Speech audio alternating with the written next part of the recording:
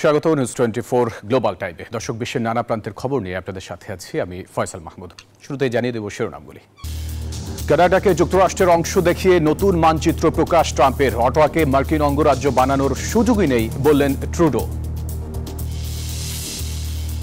তিব্বতে শক্তিশালী ভূমিকম্পে নিহতের সংখ্যা বেড়ে 126, 3000 বাড়িঘর বিধ্বস্ত। ধ্বংসস্তূপের নিচে বাঁচার আকুতি, চলছে উদ্ধার তৎপরতা। এবং তুষার ঝড়ের সঙ্গে ভয়াবহ দাবানলের কবলে যুক্তরাষ্ট্র, পড়ছে লস অ্যাঞ্জেলেস। জরুরি অবস্থা জারি, 30,000 বাসিন্দাকে সরে যাওয়ার নির্দেশ। দেখছিলেন শিরোনামগুলো, এবারে পুরো খবর। কানাডাকে যুক্তরাষ্ট্রের অংশ দেখিয়ে নতুন মানচিত্র প্রকাশ করেছেন নবনির্বাচিত মার্কিন প্রেসিডেন্ট ডোনাল্ড ট্রাম্প। এই ঘটনায় পদত্যাগের ঘোষণা দেয়া কানাডার প্রধানমন্ত্রী জাস্টিন ট্রুডো তাৎক্ষণিক প্রতিক্রিয়া বলেন, কানাডা কখনো যুক্তরাষ্ট্রের অংশ হবে না। স্থানীয় সময় মঙ্গলবার 7 জানুয়ারি ডোনাল্ড ট্রাম্প তার সামাজিক যোগাযোগ মাধ্যম ট্রুথ প্ল্যাটফর্মে একটি মানচিত্র শেয়ার করেন। ক্যাপশনে তিনি লেখেন, ও কানাডা। সেখানে যুক্তরাষ্ট্র এবং কানাডাকে এক দেশ হিসেবে দেখানো হয়েছে। রাজ্য সীমানা মুছে ফেলা হয়েছে এবং লেখা হয়েছে ইউনাইটেড স্টেটস। ট্রাম্প আরো বলেন, কানাডা ও যুক্তরাষ্ট্র এক হবে। কানাডার সামরিক ব্যয় নিয়ে বলেন, তাদের সেনাবাহিনী খুব ছোট, তারা মার্কিন সেনাদের উপর নির্ভরশীল। যুক্তরাষ্ট্রের সঙ্গে কানাডাকে একীভূত করতে তিনি সামরিক শক্তি প্রয়োগ করবেন কিনা সাংবাদিকদের এমন প্রশ্নের জবাবে ট্রাম্প বলেন, না, তিনি অর্থনৈতিক শক্তি প্রয়োগ করবেন। এদিকে ট্রাম্পের এমন বক্তব্যের প্রতিবাদ করেন কানাডার প্রধানমন্ত্রী জাস্টিন ট্রুডো। কানাডা কখনোই যুক্তরাষ্ট্রের অংশ হবে না বলে জানিয়ে তিনি বলেন, যুক্তরাষ্ট্র এবং কানাডা একে অপরকে সবচেয়ে বড় বাণিজ্যিক ও নিরাপত্তা সহযোগী। এতে দুই দেশের কর্মী ও সমাজ উপকৃত হচ্ছে, কিন্তু কানাডা কখনো যুক্তরাষ্ট্রের অংশ হবে না। কানাডার পররাষ্ট্রমন্ত্রী মেলানি জোলি অভিযোগ করেন, কানাডা কখনোই এই ক্ষেত্রে পিছু হটবে না। কানাডার চরিত্র বুঝতে পারেননি ট্রাম্প। এর আগে 6 জানুয়ারি সোমবার অটোয়ার নিজ বাসভবনের বাইরে এক সংবাদ সম্মেলন করে কানাডার প্রধানমন্ত্রীর পদ থেকে পদত্যাগের ঘোষণা দিয়েছেন Justin Trudeau. Chandrani Chandra, news 24। ভয়াবহ দাবানলে পুড়ছে যুক্তরাষ্ট্রের শিল্প, বাণিজ্য ও আর্থিক কর্মকাণ্ডের অন্যতম প্রধান কেন্দ্র লস অ্যাঞ্জেলেস। এরই মধ্যে পুড়ে গেছে 1200 একরের বেশি এলাকা। মঙ্গলবার স্থানীয় সময় সকাল প্রায় 10:30টার দিকে আগুনের সূত্রপাত হয়।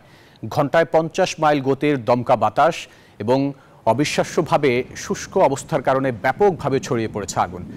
বহু বাড়িঘর ও যানবাহন ভস্মীভূত হয়ে গেছে। পরিস্থিতি বিবেচনায় 30,000-এরও বেশি মানুষকে নিরাপদ স্থানে সরিয়ে নেওয়া হচ্ছে। আগুনের হুমকির মুখে রয়েছে 13,000 ভবন। এরই মধ্যে লস অ্যাঞ্জেলেসে ঘোষণা করা হয়েছে জরুরি অবস্থা।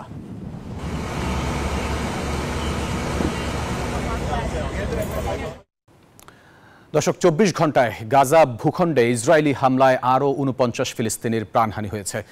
এতে উপত্যকাটিতে মোট প্রাণহানি প্রায় 45,900 জনে পৌঁছালো। এরই মধ্যে গাজার যুদ্ধোত্তর সরকার গঠন নিয়ে যুক্তরাষ্ট্র ও ইসরায়েলের সঙ্গে আরব আমিরাত গোপন আলোচনা চালাচ্ছে বলে তথ্য দিয়েছে রয়টার্স। এদিকে মার্কিন প্রেসিডেন্ট হিসেবে দায়িত্ব গ্রহণের সময়ের মধ্যে গাজায় আটক জিম্মিরা মুক্তি না পেলে মধ্যপ্রাচ্যে তাণ্ডব চালানোর হুমকি দিয়েছেন ডোনাল্ড ট্রাম্প। বিরতিহীনভাবে চলছে দখলদারদের বর্বর হামলা। অবরুদ্ধ গাজা উপত্যকায় 24 ঘন্টায় ঝরে গেল শিশুসহ আরও অর্ধশত ফিলিস্তিনির প্রাণ। মোট প্রাণহানি প্রায় 45,900 জনে পৌঁছে গেল, আহত আরও লক্ষাধিক। উপত্যকা জুড়ে আক্রমণ আরও জোরদার করছে ইসরায়েল। এমন পরিস্থিতিতে গাজায় যুদ্ধ পরবর্তী অস্থায়ী শাসন ব্যবস্থা নিয়ে যুক্তরাষ্ট্র ও ইসরায়েলের সঙ্গে গোপন আলোচনা চালিয়ে যাচ্ছে সংযুক্ত আরব আমিরাত। বেশ কয়েকজন পশ্চিমা কর্মকর্তাদের বরাতে বুধবারে তথ্য দিল রয়টার্স। এদিকে নবনির্বাচিত মার্কিন প্রেসিডেন্ট ডোনাল্ড ট্রাম্প ফ্লোরিডায় এক সংবাদ সম্মেলনে সতর্কবার্তা দিলেন, তার দায়িত্ব গ্রহণের সময়ের মধ্যে হামাস যদি বন্দীদের মুক্ত না করে তাহলে শুরু হবে তাণ্ডব। আমি কার্যালয়ে ঢোকার আগেই যদি জিম্মিরা ফিরে না আসে তবে মধ্যপ্রাচ্য নরকে পরিণত হবে, হামাসের জন্য ভালো হবে না।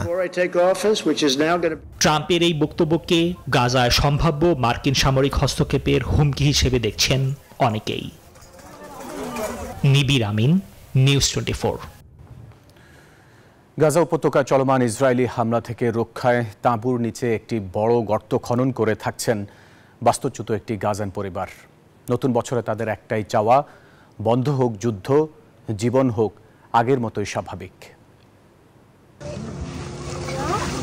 ইসরায়েলের বোমার হামলার ভয়ে গাজার দেইর আল বালাহে তাঁবুর ভেতরে একটি বড় গর্ত খনন করে বসবাস করছেন এক অসহায় বাসিন্দা। পরিবারের 10 সদস্যকে নিয়ে চলমান যুদ্ধের মধ্যে জীবনকে একটু সহজ ও নিরাপদ করতে কাজ করে যাচ্ছেন বাস্তুচ্যুত 37 বছর বয়সী ওবায়েদ। তাঁবুর ভেতরকার এই গর্ত তার পরিবারকে কিছুটা হলেও রক্ষা করবে নেতানিয়াহু বাহিনীর হামলা থেকে। খাদ্য, নিঃশ্বাস, বাতাসে যুদ্ধ শব্দটি সহজ নয়, কঠিন এবং বেদনাদায়ক। শত অনিশ্চয়তার মধ্যেও তিনি চেষ্টা চালিয়ে যাচ্ছেন হাতের কাছে যা কিছু আছে তা দিয়েই পরিবারের 10 সদস্যের ভোগান্তি কিছুটা হলেও কমাতে। তাঁবুর পাশেই ছোট জমিতে শাকসবজি ফলিয়েছেন পরিবারের খাদ্যের চাহিদা মেটাতে। বাচ্চাদের খাওয়ানোর জন্য প্রয়োজনীয় সবজি চাষ করছি। তারা কিছুই বোঝে না, ক্ষুধার্ত হলেই খেতে চায়।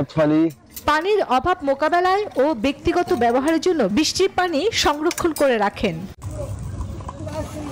7 অক্টোবর 2023-এর যুদ্ধ শুরু হওয়ার পর থেকে গাজার অন্যান্য অনেকের ফিলিস্তিনিদের মতো বেইত লাহিয়া থেকে বাস্তুচ্যুত ওবায়েদ ও তার পরিবার বেশ কয়েকবার স্থানান্তরিত হয়েছেন। নতুন বছরে গাজাবাসীর একটাই চাওয়া, যুদ্ধ বন্ধ হোক, ফিরে আসুক স্বাভাবিক জীবন। চন্দ্রানী চন্দ্রা, নিউজ 24।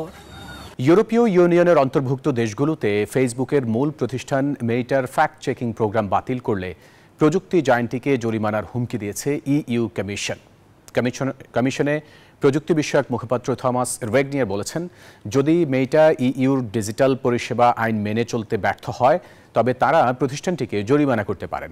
জাকারবার্গ মূলত ফেসবুকের যেসব তৃতীয় পক্ষ বা যেসব ফ্যাক্ট চেকার ছিল সেগুলোর ব্যবহার কমিয়ে এনে কমিউনিটি নোটস ব্যবহারের কথা বলেছেন। অর্থাৎ এখন থেকে এক্ষেত্রে ব্যবহারকারীর মতামতকে বেশি গুরুত্ব দেবে মেটা। জাকারবার্গের এমন ঘোষণা নিয়ে ইউরোপের বিভিন্ন দেশে সমালোচনা হচ্ছে।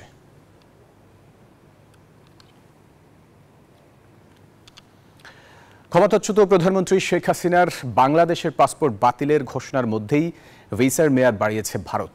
ভারতের সংশ্লিষ্ট কর্মকর্তাদের বরাতে হিন্দুস্তান টাইমস জানিয়েছে, এই সিদ্ধান্ত শুধুমাত্র ভারতে তার অবস্থান সহজ করার জন্যই নেওয়া হয়েছে। তবে ঠিক কবে ভিসার মেয়াদ বাড়িয়েছে তা সংবাদ মাধ্যমটির প্রতিবেদনে উল্লেখ করা হয়নি। গণহত্যা ও মানবতা বিরোধী অপরাধের অভিযোগে হাসিনাকে বিচারের মুখোমুখি করতে দেশে যখন দাবি তীব্র হচ্ছে, তখনই ভারতের এই পদক্ষেপের কথা জানা গেল। গণহত্যা ও মানবতা বিরোধী অপরাধের অভিযোগে শেখ হাসিনাকে বিচারের মুখোমুখি করতে গেল মাসের 23 ডিসেম্বর নয়াদিল্লির কাছে আনুষ্ঠানিকভাবে প্রত্যর্পণের অনুরোধ জানিয়েছে ঢাকা।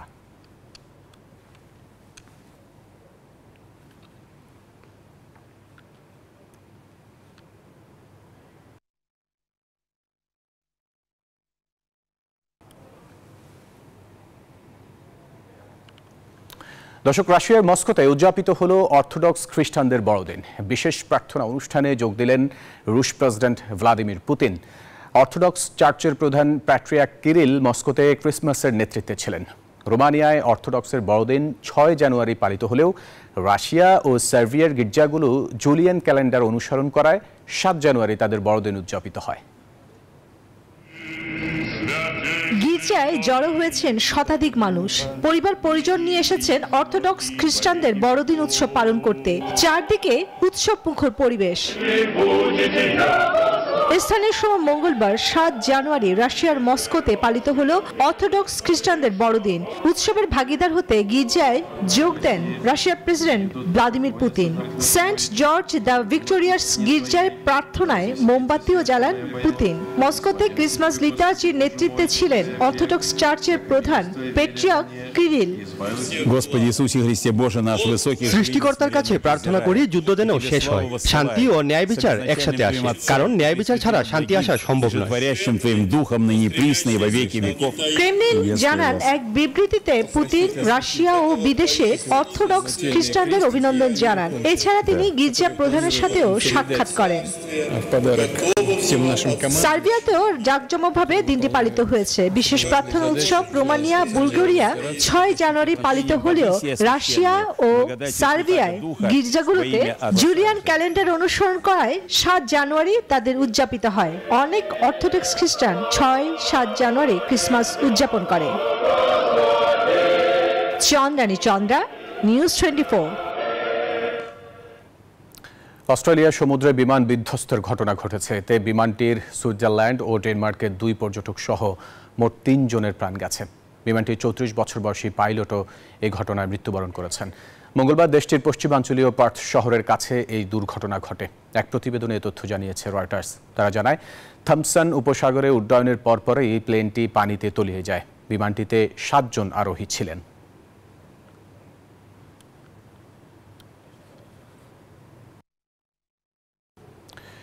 মেক্সিকোর সাধারণ নাগরিকদের কাছ থেকে অস্ত্র উদ্ধারে নতুন পরিকল্পনা নিচ্ছে দেশটির সরকার।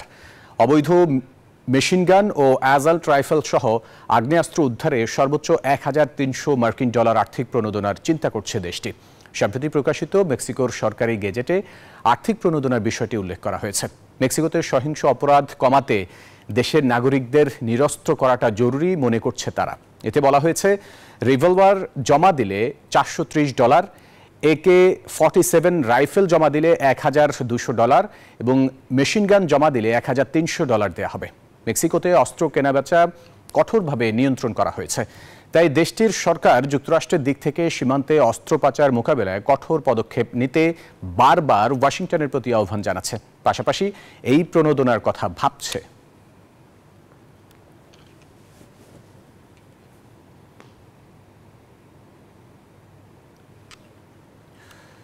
কমে গেছে অর্থনৈতিক প্রবৃদ্ধির গতি, পাল্লা দিয়ে বেড়েছে ব্যয় ও কর। এমন বাস্তবতায় ব্রিটিশ কোম্পানিগুলো নানামুখী চাপের মধ্যে পড়েছে। পরিস্থিতি সামাল দিতে আগামী 3 মাসের মধ্যে পণ্য ও পরিষেবার দাম বাড়াবে অর্ধেকেরও বেশি British company. British chambers of কমার্সের এক জরিপের বরাতে এই তথ্য দিয়েছে বিবিসি।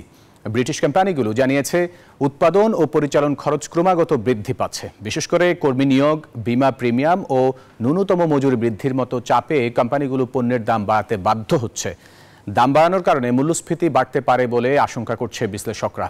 এর জেরে সাধারণ মানুষের ব্যয়ের উপর প্রভাব পড়বে।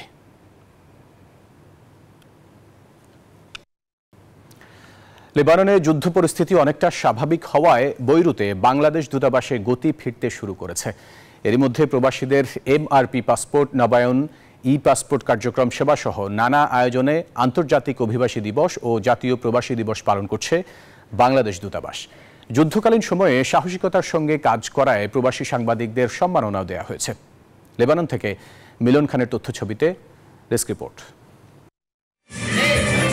প্রবাসীদের অধিকার আমাদের অঙ্গীকার, বৈষম্যহীন বাংলাদেশ আমাদের সবার। এই প্রতিপাদ্যকে সামনে রেখে লেবাননের বৈরুতে ক্লাসিকো স্টেডিয়ামে বাংলাদেশ দূতাবাসের উদ্যোগে পালিত হল আন্তর্জাতিক অভিবাসন দিবস ও জাতীয় প্রবাসী দিবস 2024। অনুষ্ঠানে সর্বোচ্চ রেমিটেন্স প্রেরণকারী প্রবাসীদের মাঝে সার্টিফিকেট, ক্রেস্ট ও সম্মাননা পুরস্কার তুলে দেন লেবাননে নিযুক্ত বাংলাদেশের রাষ্ট্রদূত air vice marshal Javed Tanvir Khan. Bangladeshi ভাই ও বোন তার পরিবারকে বাংলাদেশে রেখে একটা বিদেশের একটা মাটিতে একটা অন্য পরিবেশে, অন্য সংস্কৃতির মধ্যে উদয়ন্ত কাজ করে অর্থ উপার্জন করেন, দেশে অর্থ প্রেরণ করেন। তার যে অধিকার সেটাকে নিশ্চিত করার দায়িত্ব অবশ্যই আমাদের। এ সময় লেবাননে যুদ্ধ চলাকালীন অবস্থায় সাহসিকতার সাথে কাজ করার স্বীকৃতি হিসেবে লেবাননে প্রবাসী সাংবাদিকদের হাতে সম্মাননা পুরস্কার তুলে দেন রাষ্ট্রদূত। এই তালিকায় নিউজ 24 এর প্রতিনিধি মিলন খানও রয়েছেন। পুরস্কার বিতরণ শেষে রাষ্ট্রদূত প্রবাসীদের বিভিন্ন প্রশ্নের উত্তর দেন। সেই সঙ্গে আশ্বস্ত করেন প্রবাসীদের সেবা কার্যক্রম আরও গতিশীল করার। Desk report, news 24। দর্শক, এই ছিল গ্লোবাল টাইমে। এতক্ষণ সাথে থাকার জন্য ধন্যবাদ সবাইকে।